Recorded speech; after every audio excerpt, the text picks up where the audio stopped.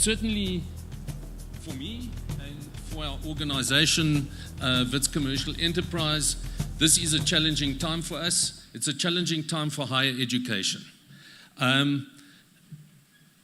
Industry has developed, and I love these continuums, and sitting in front of me, I'm trying to look down here. I should really be moving around a bit. Can I move around? Doesn't mean anything, but I just feel that the right wing needs a bit of attention here.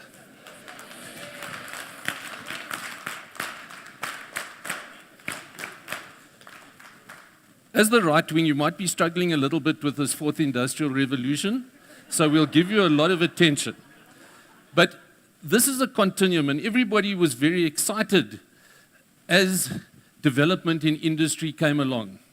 The first industrial revolution came with the advent of mechanization. We could break rocks quicker, we could make clothes quicker. And then the second industrial revolution came upon us, and there was electricity. Can we imagine life without electricity in South Africa? Of course we can. We've got Eskom. With that came the ability to manufacture more goods and more effectively. Each one of these stages has come with challenges for the HR team. And I say the HR team broadly. What do we do? How do we bring people into the next level? How do we move people along in order to become contributing members of society? Many people would believe that you must keep the workers as workers and they must just work hard. That has been, unfortunately, the history of many industrialized countries. In order to grow, we have to grow our people. Grow your own timber. Get stuck in there and make sure people move with the times. We haven't always done that. And suddenly we ended up in manufacturing with the third industrial revolution, with computer numeric controlled machines in factories. It's going to do away with jobs. Everybody was scared. What did we do as HR practitioners? HR is there to be the champions of the people. Everybody sitting in this room has a responsibility to make sure that our workforce is brought along with us. We now sit with the challenge of the fourth industrial revolution. What does it mean to us? I was very excited. I went with being involved in digital program delivery. I met a group of people from a company called Soprano. Soprano are from Norway, very interesting. They believe that a machine can assist learning. And my talk is going to come backwards and forwards today around learning. The challenges in keeping people abreast of the technology. Don't let people fall behind. Soprano came to us and said, we can teach people to learn in the way that they can best learn. And to me, that was very interesting. So I've always been the thickest guy in the class. If I don't write stuff down, I forget about it. Okay, and I've got some notes which I've left there, so I'll forget about them anyway. But being the thickest guy in the class, I like to write stuff down. But I had other friends that would like to sit there and look at the roof and hear what people were talking about, and that suited their learning style. Other people here, I'm sure, want to watch videos, or want to engage, or want to read. Can you believe that with the Soprano method, you can actually go online, start your course, and your course will be customized to meet your requirements? You learn the content, but they will teach you in the way that best suits each of you. Isn't that revolutionary? That is what the fourth industrial revolution means. It doesn't mean that we're going to take away, and Ian alluded to that we're always going to have professors. Professors will always have a job. Everybody will always have a job. They must just change their focus, change that paradigm in order to meet the demands to drive competence and skills. So the professor will still have a job. The machine will learn from each individual how they want their course delivered. It's going to be the same content. But is it? And we're going to talk about that just now. I'm going to come to the left wing because they're being a little bit neglected there. Ian, you're a left winger, eh? Always down the left wing into that inside goal post. And you cracked it today. So, I want to talk about Klaus Schwab. As he's been introduced already, there's no need for me to do this. He drives this World Economic Forum, and his life has been passionate about jobs and around that. And this has particularly grabbed me. As all these trends happen, the winners will be those who are able to participate fully in innovation-driven ecosystems by providing new ideas, business models, products, and services, other than those who can offer only low-skilled labor and ordinary capital. Every person in this room has a responsibility. Our responsibility is to make sure that people actualize their dreams. Everybody has a vision. Why should it just be organizations that have vision? Why should it just be HR that has the vision? Does HR have a vision? Sometimes I wonder. This is the challenge to you, to take the sweeper. And we have many stories of this. In the early days of our rollout of Digital Campus, a sweeper had an opportunity to do an online course. Am I correct, Gavin? She now holds a managerial position. Give people the opportunity, let them seize it, and they will not be low-skilled labor. Be the organization that differentiates it. When I was a boy at Armstrong Hydraulics, we decided we were going to develop our employees in the Eastern Cape. And it was bleak. It was the motor industry, component industry. People were buying out companies. And we made that commitment that we were going to start developing our employees. Our MD said to us, though, but our employees are going to leave. What are we going to do? I said, we're going to train more. Because I had to create a job for myself. After 10 years of being there, we were no longer afraid that we were going to lose employees. People come, people go. But what do? They create a stronger industry. So whether you're training them for yourself, or you're training them for other reasons, or you're training it for the industry next door, don't be scared to train people. The people are our future. And we as HR people are the champions of those people. So, Klaus Schwab believes that new technologies will dramatically change the nature of work across all industries and occupations. And we're seeing that. Even in higher education, whether we want to accept it or not. And I'm a bit cynical because I'm a consultant. Okay, so what does the fourth industrial revolution mean for HR? Firstly, change is accelerating every day at an exponential speed. Can we as HR practitioners create a workforce that can leverage this change to a competitive advantage? Can we do that? That's got to be top of mind. Secondly, in order to do that, do we understand what the skill set is needed by our workforce going forward.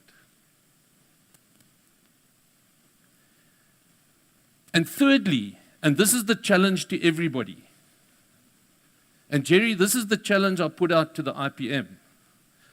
Are we prepared as HR practitioners to take our workforce on the journey necessary to embrace the digitization of the workplace?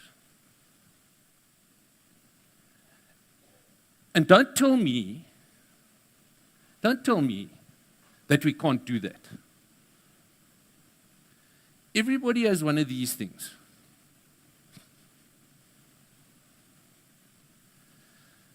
I was told, we did some work with Anadarko, one of the American oil companies, exploration companies in northern Mozambique. We looked up the stats, we looked at the education levels, we looked at how we were going to train people.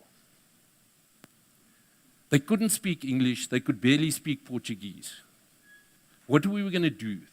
In Afungi, they spoke their own dialect. They came from small villages. But everybody had a cell phone. And we ran psychometric tests on everybody on computers. Look, bandwidth was a bit of a problem there. The problem wasn't teaching people to use the computer. If there's a will, people will step up to it. And South Africans have been known to step up. So as HR people, you've got one advantage. You've got a country of people that will step up. So are we prepared to take our workforce on the journey? Does everybody agree we are prepared? Are we prepared? You're not convincing me. Yeah. We've got no option. Thank you. Okay, so what are the drivers of change? Unlimited high-speed internet. Okay, the internet doesn't work today. Oh, we're frustrated, but we can get our hotspots going on our phone, or we can pull out our dongle and we'll make it work somehow. Okay? We want connectivity 24/7 with ever-increasing bandwidth and reliability. Okay? The worst thing that can happen in my family is that there's no internet. We might have to have a conversation over dinner. Artificial intelligence. Small examples. Voice recognition systems such as Siri use machine learning. Okay? And that's just one example. Big data analytics. Healthcare applications for staffing as HR people. Wouldn't you like to be able to have some sort of assistance in developing your staffing schedules? Big data allows you to do that. It'll tell you your peak times. And I tell you what, some of the answers you're going to get out of that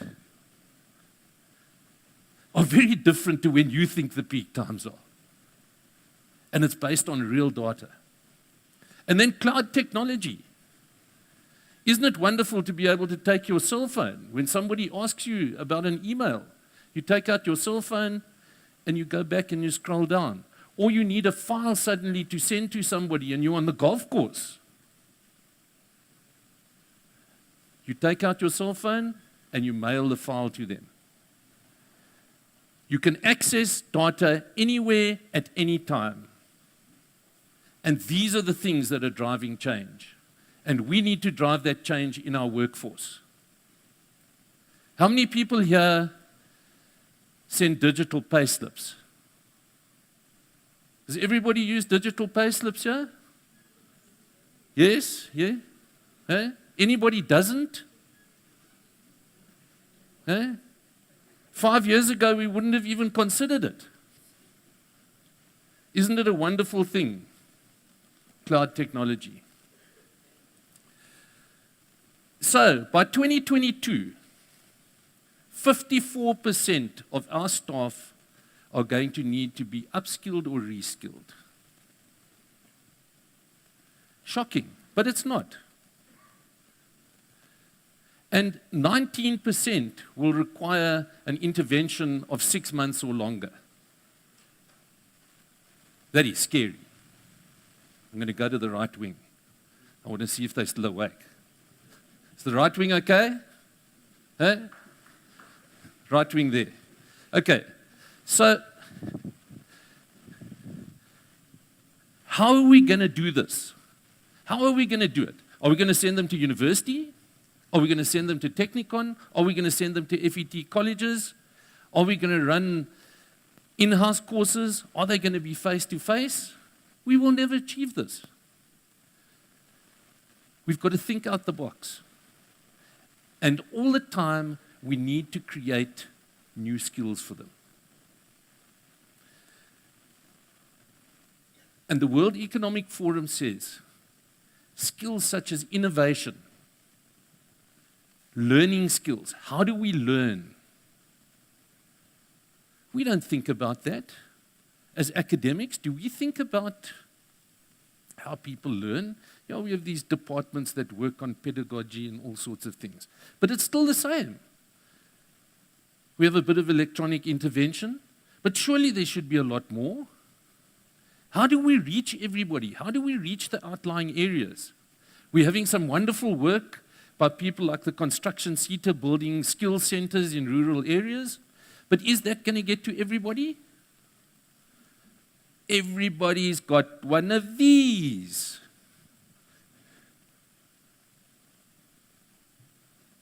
And it all comes to us in real time. And what if we could embrace the soprano model that customizes learning to meet everybody's needs? So how do we do that? We have to give people learning skills. We have to teach them competency of technology, using their technology. I'm lucky, I'm old, so if something doesn't work, I just go to a youngster and say, look at my gray hair, please show me how to use my phone. And they're very gracious because South Africans are gracious. And they will help you. And they'll feel good, and I'll know how my phone works. And I will have met another person. Human skills like creativity, initiative, and original and critical thinking can't be done by machines. The only, well, I suppose it could be. Let's not say can't. 20 years ago, I didn't even have a computer on my desk. I can't even remember 20 years ago. Some of you weren't born 20 years ago, or you were at school 20 years ago. The world has changed. Negotiation and persuasion, once again, critical. I loved Ian's example of negotiating to go to a small restaurant. Eventually they got it right, Ian? And that was technology. Complex problem solving and service orientation. Don't we love good service? We really battle in South Africa. Okay, so how do we deal with this? And I'm going to go straight into it. What do? Do we hire a new permanent staff with the skills? Don't even go there. Don't go there. I remember the days when people thought they could do it. And Brian's sitting in the corner there, and you're going to make him rich. Because there are going to be huge labor issues. They're going to be time-consuming. They're going to consume your organization. You're going to have to onboard the new staff. It's going to bring you to your knees. And you're going to lose that loss of institutional knowledge. And I don't care how digitized you are, they're all the things that people don't say. It's what's happening all the time without anybody knowing that it's happening. So what do you do as HR people? You could start processes to automate appropriate tasks. Appropriate tasks. Go out there, seek out the tasks that are appropriate to automate. Have a look at them, augment those processes. And then take those employees and build on their comparative strengths. Everybody has strengths. Maybe I'm naive. Maybe it's because I'm old. I believe all people are good. And take those strengths. Everybody has strengths. Build on those. And remember that most of this augmentation is at task level, not at job level. So as HR practitioners, get into those jobs. Yeah, we can have wonderful job descriptions that we never update. Make consultants rich. Bring the consultants. Let them do another set of job descriptions for you. What does it cost? A couple of R100,000, depending on the size of your organization, maybe a couple of million. Make them rich. Let them bring in their interns. The interns will do job descriptions, and you tick the box. Eh?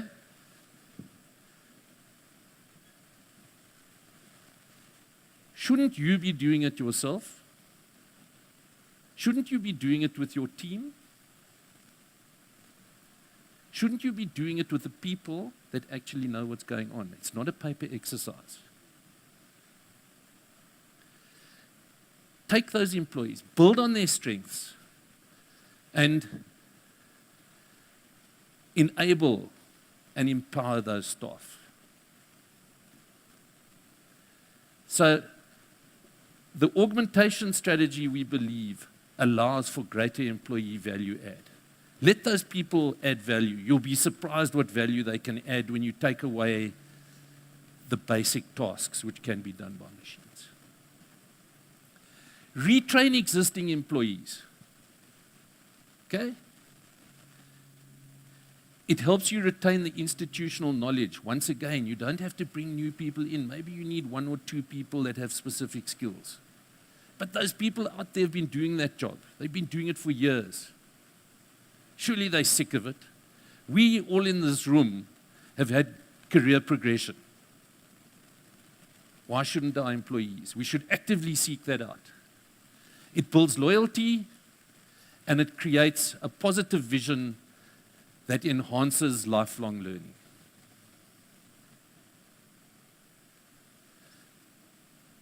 So what I've done out of all the learnings, I've built a simple model which I call upskilling and reskilling model. Okay, and I'm sure that we can share these slides with you so you don't need to take photographs and things. First of all, we need to know and take stock of existing skills, understand those skills, build sustainable motivation for adult learning, because this is a case for adult learning.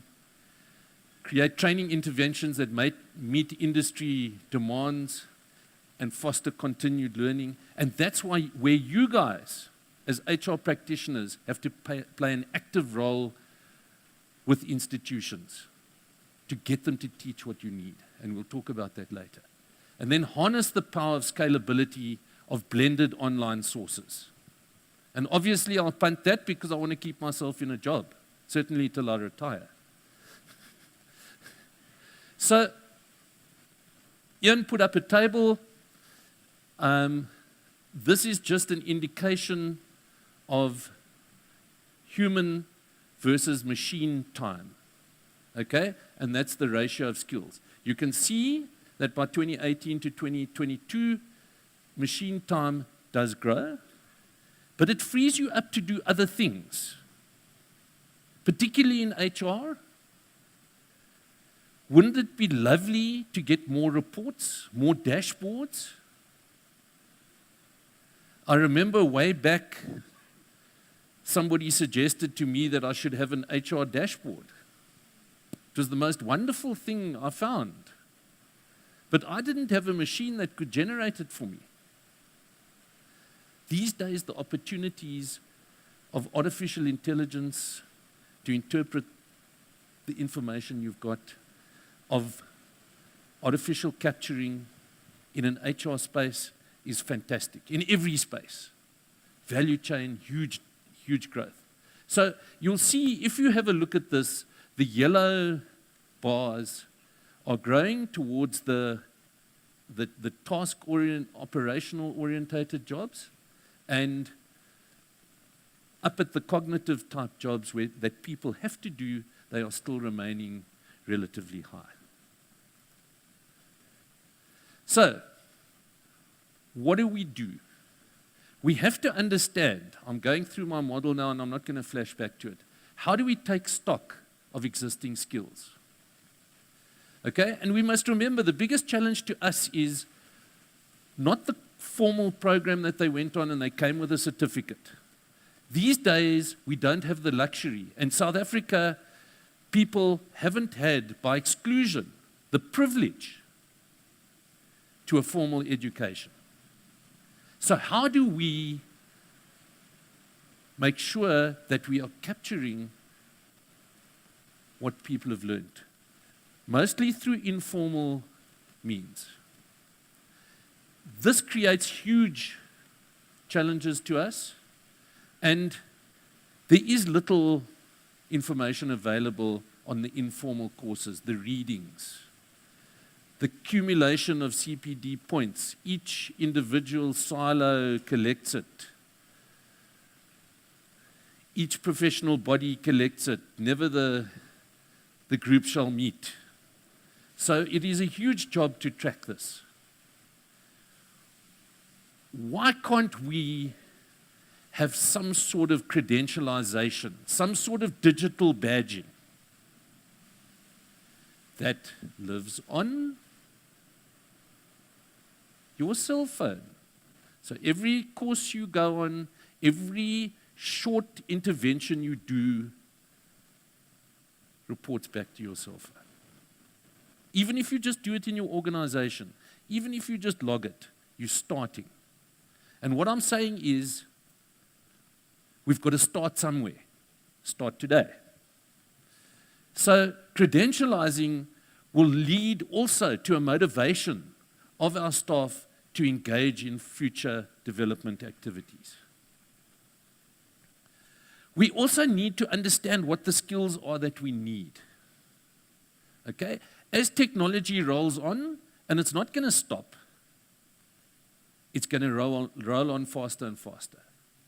Continuous feedback needs to be gleaned from the labor market and be fed to education stakeholders. Every university, every school, every college has advisory boards. Every faculty, every school within a university has an advisory board. Don't see it as a negative. Participate. Be the voice. Don't have these advisory boards that go and pat the institution on the back. Because that's not what we want. You've got to be demanding what you want in your workplace. You are the voice of the workplace. We need to understand skill shortage information. Okay? Don't treat your sector skills plan as a box that you've got to tick. We've been engaged by a CETA at Wits Enterprise to do some work around the sector skills plan because people just tick the box. Sometimes they don't tick the box. Please take information seriously. Take data seriously. I know your workplace skills plan is a bind to do, but it goes into that sector skills plan, and that sector skills plan is used by the CETAs for funding and all sorts of other interventions, which ultimately benefit you.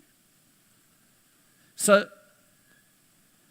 we need information going into the development of curricula. And we need to be able to map these skills so that we can give guidance on career choices to youngsters. What I've done there, I've taken from the Future Jobs Survey just the top 10 skills for 2018 and 2022. We can see that the order has changed, but something very important is that systems analysis and evaluation has moved in. And we are seeing a greater demand for systems thinking in terms of training.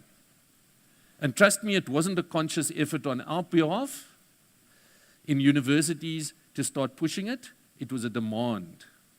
And it's been a demand and it's been a pull. And on a trip to Germany recently, we saw how industry pulls skills. It's not pushed down on industry as we tend to do in South Africa. So be participated. Create that pull. And then we need to build sustainable motivation for adult lifelong learning. We all continually learning. We're reading wonderful journals. We're going to conferences. We are developing ourselves. What are we doing for our workforce?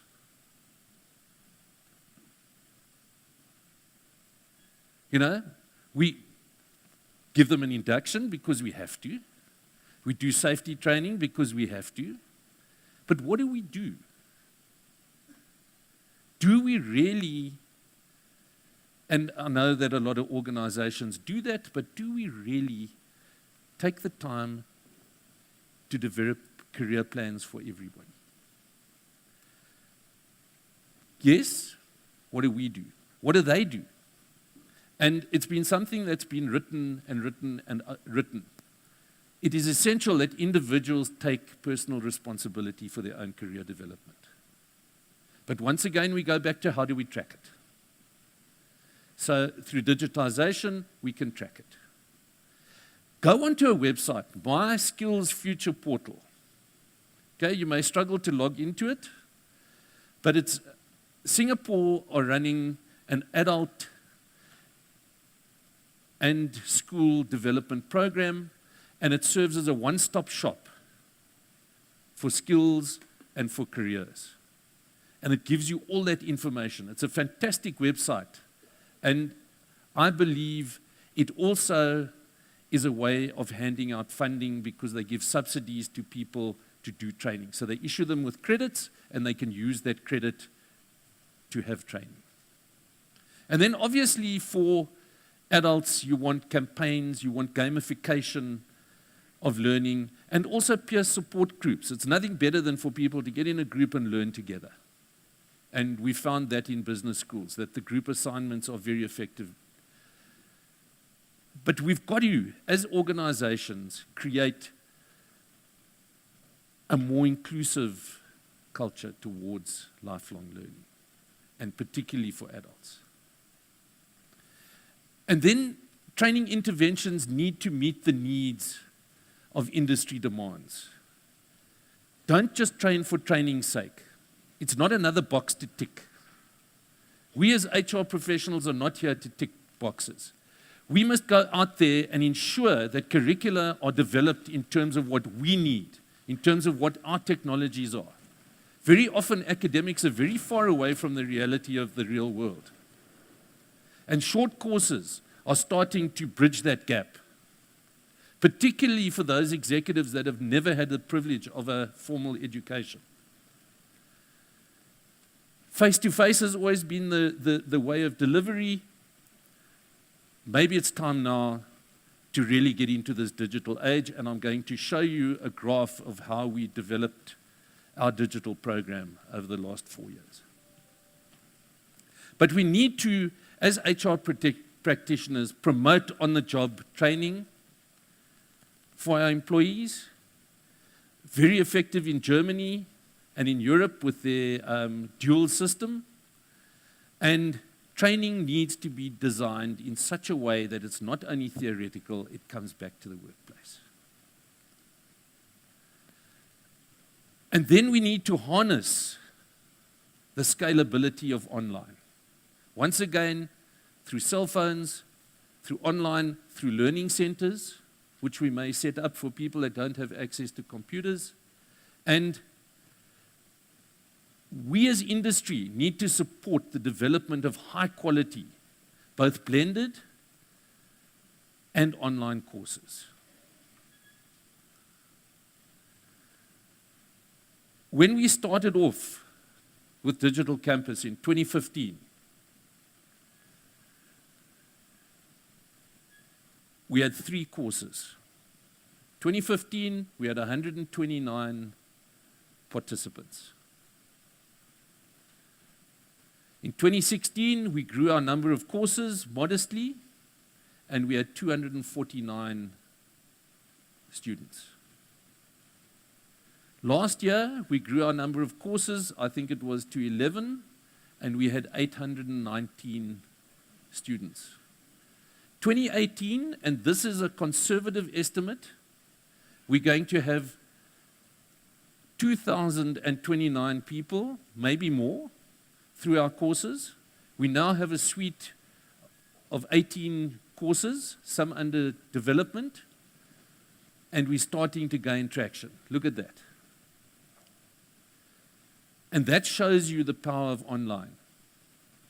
We believe that some of the success just recently has been by added in power sessions where the facilitator actually delivers via digital means a lecture as well. And we're feeling that that could be the way forward. So once again, we're not getting rid of the human element. The human element is very important. So human capital is the key to sustainable and profitable growth. Human beings are change agents. They're there, they can make decisions at time, they can lead. We look at what Schwab and his team are saying. Leaders and influencers.